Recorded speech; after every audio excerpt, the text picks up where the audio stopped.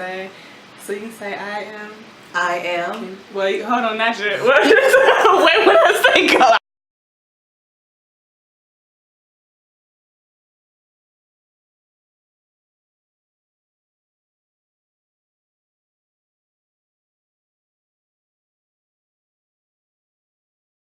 I think going with God's flow is about figuring out how to accept the challenges that are going to come in your life, and understanding that if you have a real relationship with God, that whatever challenge, whatever problem that you encounter is going to come out for your good.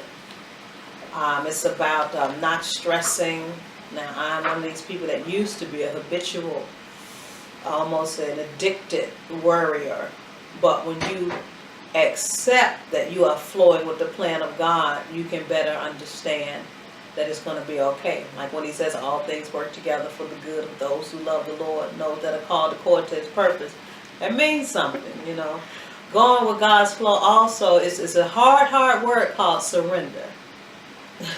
If you can surrender and say, okay, God, I accept this. I'm not saying all of the bad things, but when challenges come, and you can accept them and know that you're going to come out on. Let me talk to you a little bit about a testimony.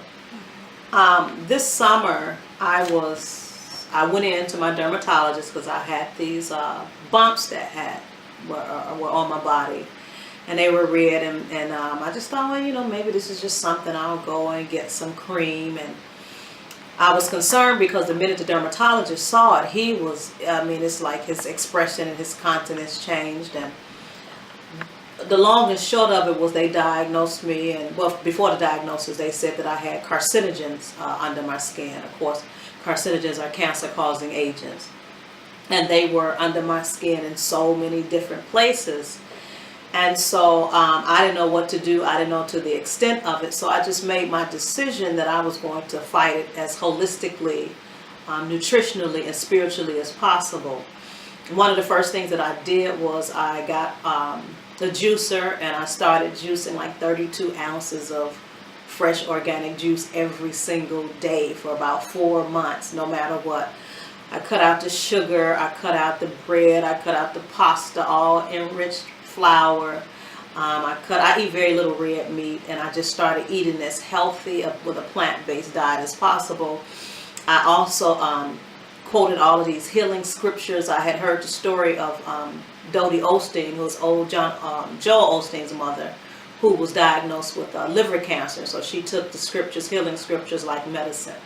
So I did that about twice a day. I made sure I laughed, you know, because I know it says laughter is good like a medicine. And then I didn't talk about it, and just consistently I had to do those things. And ultimately, after about 4 months, they did some more work, and she came back and told me that I was cancer free. So one of the things that I've had to do is, because it left some very, very ugly scars on my arms that I keep covered. But I've come to an understanding that anytime you see scars, they are actually healing. And so you have to learn early on that your scars really represent healing. And in actuality, what they were saying that I had was, every time I saw a red bump, then that meant that was actually my body trying to heal itself.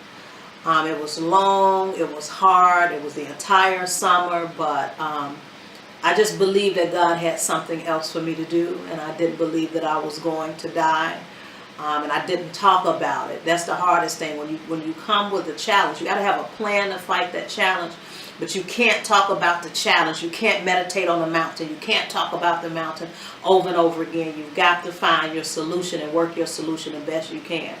So I am learning to live, you know, with some of the scars. I don't, you know, and I just might, I don't know, show them just for somebody else. I don't know if you could see them, but they're like all over my arms.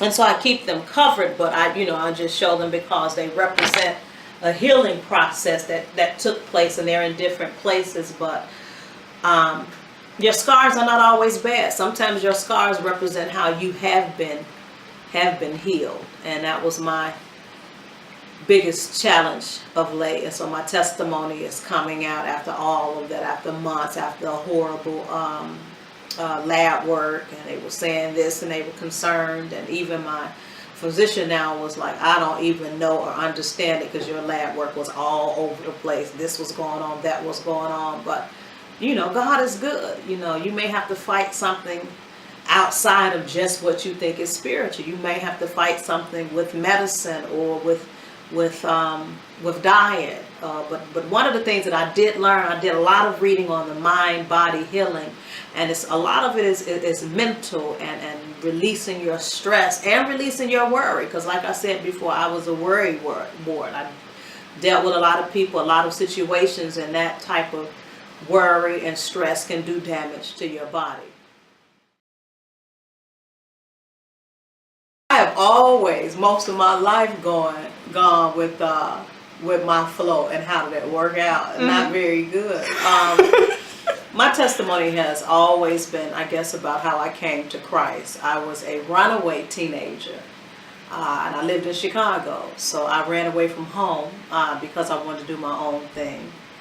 And needless to say, just some time on the streets in Chicago was enough to whoop you down, to let you see that, you know what, this way is not the best way. Any kind of rebellion and challenges and things that you do that you just know aren't right are never going to lead to a good place. For me, my testimony is that I was a 16-year-old runaway. I had everything, you know. I went to Catholic schools. My parents gave me everything, but it was just a bend. You know, it's like that call, a call to something else. You always think it's something else that's out there. And until you get your butt kicked, until the devil kicks your tail and lets you see what it's really like, you don't understand that. So I think that was my first understanding of what will happen to you when you chase your own dreams. You know, it just seems like everything would be better. I would be free. I would do this. And a lot of times the thing that you think is freedom can really lead to bondage. And that's really what happened to me. And that was how I came. That was what began my walk with God, was coming in and going to church and learning about God's ways. And that's probably the biggest time in my life when I learned that my way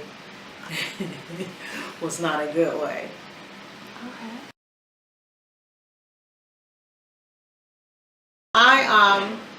I'm currently an assistant professor. I am a lifelong educator. I've been an educator for about 20 years. I'm a poet, spoken word artist, MC, all of that. So I am really looking at bringing the arts back into the church, and I know they're there in certain places. So that's one of the things that I'm working on. And I've started my ministry page. It's called Sister Kim, sister spelled with an A, Sister Kim, on Facebook. So I'm just in the process of stepping out, talking about God's goodness and overcoming a lot, because this is just part of the testimony. I've come through a lot of things in order to be who I am and where I am today. So I'm presently in the process of getting reordained in my church as an evangelist.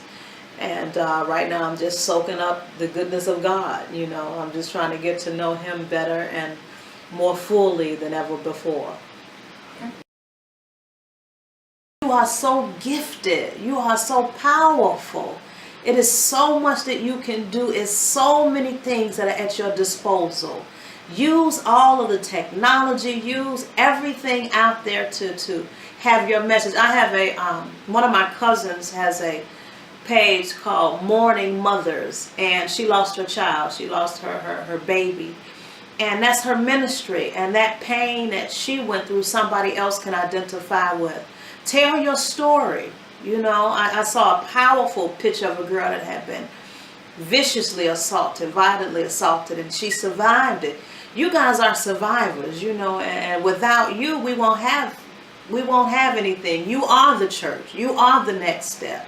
You are the people. So what would I say to young people? I would say, first of all, there's a balance between humility and power. You have to love yourself. You know, you are commanded to love your neighbor as you love yourself. So you've got to do that inner work where you love yourself. And then you have to get really, really close to God. I mean, prayer has to become something you do often. You know, God speaks in so many ways. Just that little thought at work when you watch him work out something. You know, somebody called it a coincidence, but there are no coincidences in God. There's no such thing. You know, I think there was a book called A God Wink, when he'll just do something special just for you. But I would tell young people to pursue, and pursue early. You know, just because you're 21 or 19 doesn't mean you don't have anything to say. You have plenty to say. You know, so get ready, pursue your purpose, plan, rest, work, hustle, you know, all of those wonderful things, and hold on, you know, hold on to your God in the midst of a crooked and perverse generation. I am Dr. Kimberly Glenn, and I am going with God's flow.